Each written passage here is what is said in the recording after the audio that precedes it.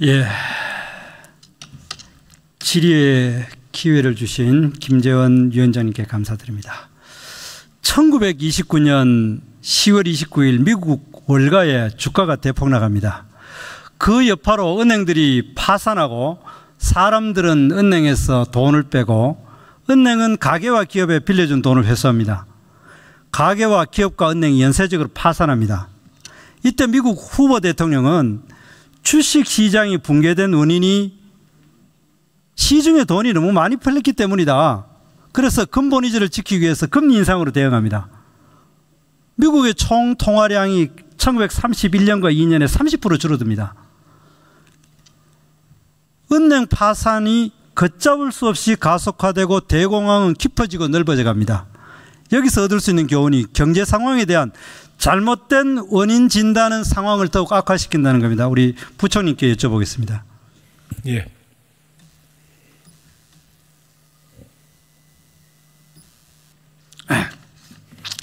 부총리께서는 이번 추경의 가장 중요한 목적이 경기 살리기라고 했는데, 그러면은 부총리께서는 경기가 지금 우리나라 경기가 나쁜 이유가 뭐라고 생각하십니까? 예, 의원님 여러 가지 요인이 있다고 말씀을 드렸는데요. 아까 말씀드린 대로 일단 글로벌 경제가 큰 영향을 미쳤습니다. 두 번째, 그러한 글로벌 여건으로 인해서 여건 악화로 인해서 국내 투자가 부진했고 또 수출이 저조했기 때문에 부총리님, 여러 요인이 있다고 했는데 국제 요인에 대해서는 이미 대정부 질의 때나 어제 오늘 오전에 여러 번 이야기했습니다. 그러면은 국외 요인을 제외한 여러 요인이 어떤 걸 이야기하는 겁니까? 구체적으로 이야기해 주십시오. 왜 국외 요인이 나쁘기 때문에 그것이 국내 투자와 그 소비에 미친 영향, 그거는 뭐 이미 너무 이야기를 많이 했기 때문에 다른 요인이, 그 외에는 다른 요인이 없다는 뜻입니까? 아닙니다. 그렇지 않고 저 말씀드렸던 것처럼 대내적으로도 우리 경제가 작년도에 구조조정을 겪으면서 투자라든가 투자가 부진하고 또 일자리가 많이 없어진 게 하나 있고요. 경기적으로 사이클적으로 지금 우리 경기가 좀 약간 하향세로 가다 보니까 그런 측면에서도 역시 영향을 미쳤습니다. 경기 수단적인 측면에서도 있었고요.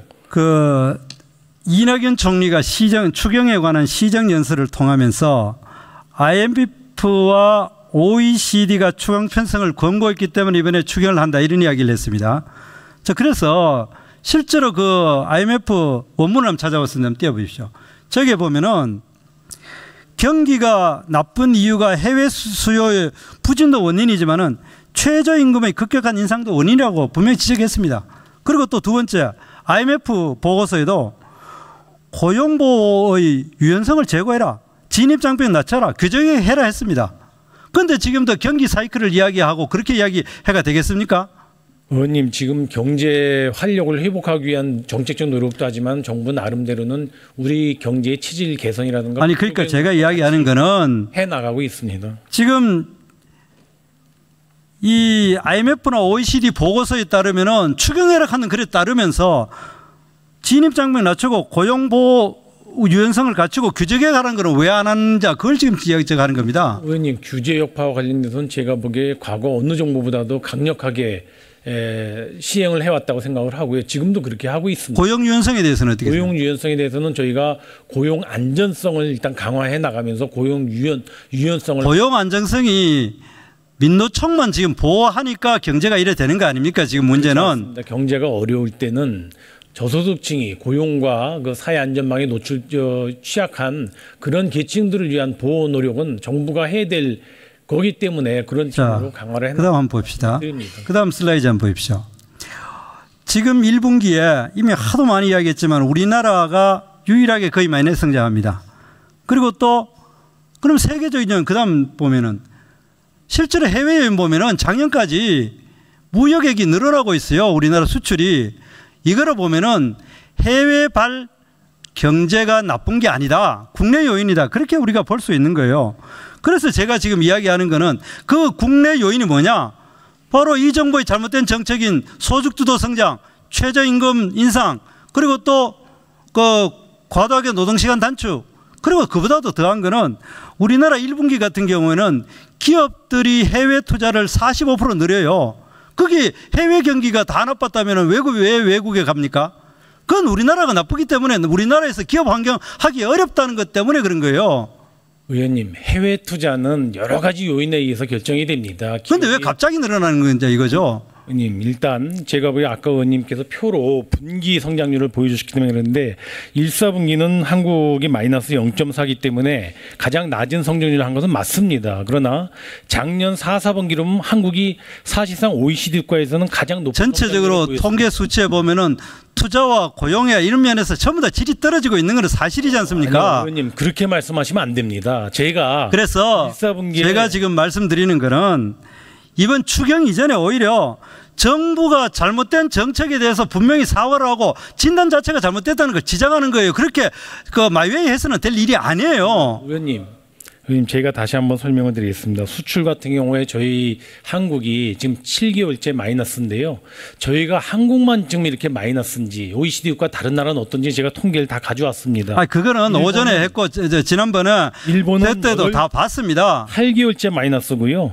프랑스, 이태리, 홍콩, 영국, 독일, 일본 다. 그죠? 그러면은 정확하게 단지적으로 묻겠습니다. 그러면은 지금 부총리께서는 최저임금 인상 그리고 노동시간 단축, 기업 목적에는 영향이 전혀 없었고 오로지 국제 경기가 나빴고 국내 기업들의 구조조정 때문이고 경기 사이클 이 세 가지 때문이라고 그렇게 단언하시는 이렇게 속기록에 남기도 됩니까? 의원님, 지금 제가 아까 말한 대로 가장 많은 영향을 미친 것이 대외요인이라는 것이고요.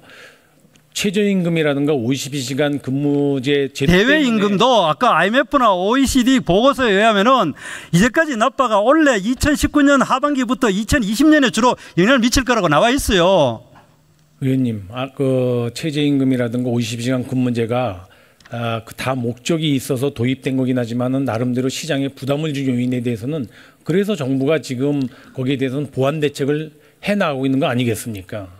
자, 제가 오늘 이 자리에서 이야기하는 것은 이 추경에 대한 원인 진단이 잘못되기 때문에 추경 자체에 대해서 근본적인 시각을 바꾸고 출발해야 된다. 그렇게 추경에 대해서는 근본적으로 새로 출발해야 된다는 걸 지적하는 겁니다. 자, 다음 질문하겠습니다.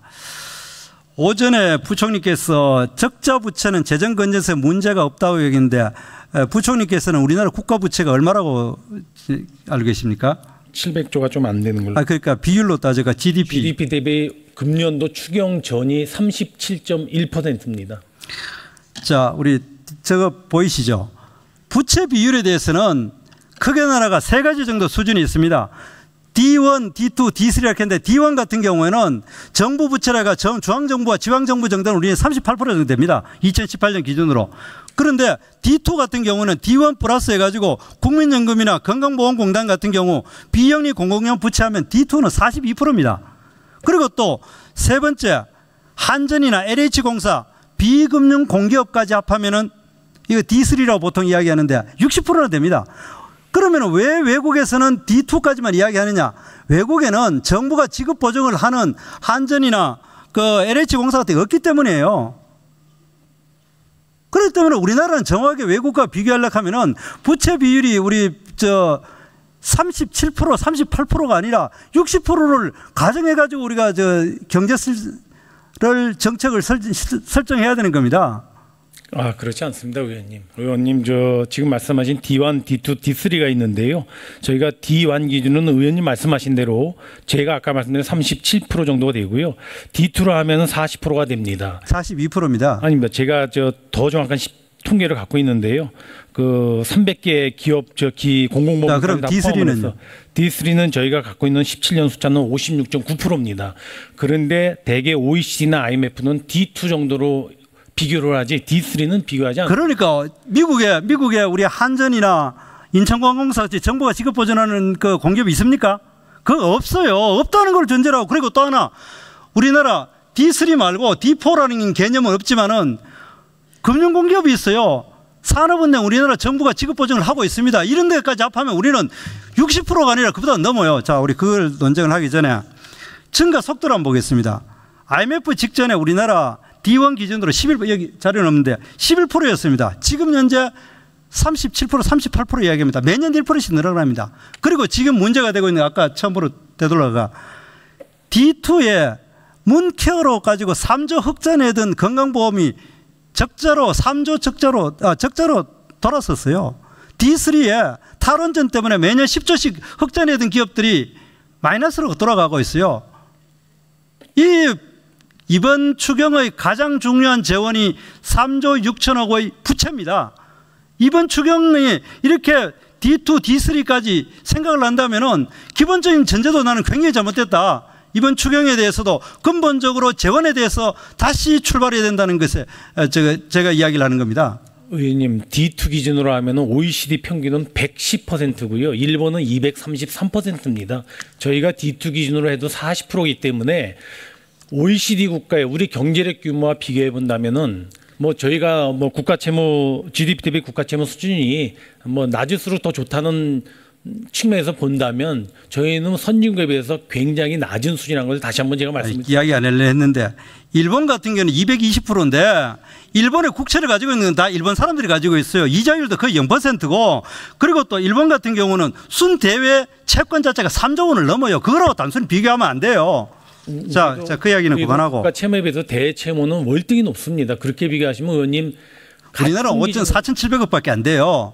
자, 그다음 한 가지 무역 보복에 대해서 여야가 초당적으로 이야기는 맞습니다. 그런데 현 정부는 대책 없이 굉장히 감정적이고 강경한 말만 합니다. 책임 있는 여당 의원들이 의원 한 분이 의병을 일으키자고 했습니다. 지금 의병이 일으키자고 하면은 광군은 일패도지하고 정부 시스템은 붕괴되었습니까? 광군은 더 이상 할 일 없다는 뜻입니까? 이거 지금 외교부 산자부 어디 갔고 총리실은 어디 갔습니까? 청와대는 무엇 하고 있습니까? 오히려 청와대는 밤새 대일 전략을 짜야 될 거 아닙니까? 그런데 청와대 수뇌부가 TV 켜놓고 드라마 본방사수 하다가 동학농민운동의 축창글을 SNS에 올립니다. 우리 그 상황 한번 생각해 봅시다. 동학농민운동 당시 일본군은 기관총을 가지고 만반의 전투태세를 갖춰놨는데 의기만 충천한 동학농민군은 축창 들고 돌격했다 2만 명이 몽땅 몰살당하는 사건 아닙니까? 일본은 지금 이 경제전쟁에 대해서 엄청나게 준비를 되어 있는데 우리는 지금 축창 들고 외병만 일으키라 이렇게 국민들에게 어떻게 보면 반일 감정을 선동하는 것이 무슨 해결되겠습니까? 저는 이런 것들에 대해서 근본적인 태도와 어떤 정책에 대한 예리한 대책이 없이 추가 경정 예산부터 세금을 그리 한다라는 것은 기본 전제가 잘못됐다는 걸 지적하는 겁니다. 예, 뭐 굳이 부총리께서 답변 안 하셔도 된다고 생각합니다. 의원님 한 말씀만 올리겠습니다. 지금 의원님께서 말씀하셨던 사례는 뭐 한두 분의 의견이라고 저는 생각하고요. 정부는 굉장히 차분하고 또 단호하게 뭐 이제까지 꾸준하게 저 대책을 세워오고 대응해 오고 있다고 생각합니다. 지금 정부라고 이야기했는데 네. 근무오기 하자, 국채보상운동 하자, 12척 나에게 12척이나 남아있다. 그걸 누가 이야기합니까? 그거는 민초들이 이야기한 겁니까? 자, 정부 예. 정말 이거는 냉정하게 야당에 대해서만 초당적으로 대처하자 그러지 말고 여당부터 차분하게 대응해야 될 부분이라고 생각을 합니다. 자, 그다음 이제 시간이 없기 때문에 그냥 팩트만 몇 개 이야기하겠습니다. 이번에 6조 7천원 추경되고 나면 지자체에 엄청난 액수의 매칭이 들어갑니다. 얼마 매칭됩니까? 계산해 보셨어요? 제가 뭐 숫자는 확인 안 해봤는데요. 제 생각에는 그다지 금액을 안 빠져서 아니 그 금액을 안 해도 얼마 정도 되는 것 같아요? 아무도 지자체에다가 이게 지금 예? 지자체에다가 매칭에 대해서 이야기를 하나도 한 사람이 없어요. 의원님 미세먼지 정도가 아마 지금 환경부에만 지금 대책 나온 걸로 따지면은 6,500억에 대해서 매칭이 있어야 됩니다. 그리고 마스크 같은 경우도 해야 되고 이렇게 하면은 엄청난 액수입니다. 예, 미세먼지 쪽에만 매칭이 좀 있는데요. 이번에 저희가 국가 부담 비율을 한 10%포인트 올리는 사업들을 많이 했습니다. 그래서 지자체의 부담이라든가 또는 수혜자의 자부담률을 줄여주는 대책도 같이 추경에 담았다는 말씀을 드립니다. 어쨌든 7천억 가까이가 매칭이 있다는 걸 지적하고요. 그다음에 또 미세먼지 하는데 꿀떡감 시원 1,000명을 매달 180만 원씩 준다는데 아니 꿀떡에 접근할 권한도 없는 사람들한테 1,000명을 고용한들 이건 정말 현금 살포밖에 되지 않는다는 걸. 예, 의원님 굴뚝감시험 1,000명 말씀을 주셨는데요. 그 감시 대상 업체가 제가 쉬어보니까 10만 개입니다. 지자체당 1명이 감시를 한다고 합니다. 그러다 보니까 미세먼지를 실질적으로 저감하려는 노력도 필요하지만 거기에 위반해서 미세먼지를 막 만들어내는 업체에 대한 최소한의 감시도 필요하다고 해서 이번에 올려드렸다는 얘기합니다. 마이크 켜진 상태 이야기하면은 자, 그 사람들이 사법 경찰관도 아니고 공장 안에 들어갈 권한이 있습니까 없습니까? 없죠. 없고 저 먼 발치소에서 그거 보니까 이 1인당 9만 원짜리인가 뭐 측정기 하나만 들려주는 걸로 돼 있더라고요. 그런 식으로 대책하지 말라는 거예요. 그 치밀하게 대책을 세우라는 걸 지적하는 겁니다. 예. 소위 때 잘 설명을 또 올리겠습니다. 경청해 주셔서 고맙습니다. 예, 정태욱 의원님 수고하셨습니다.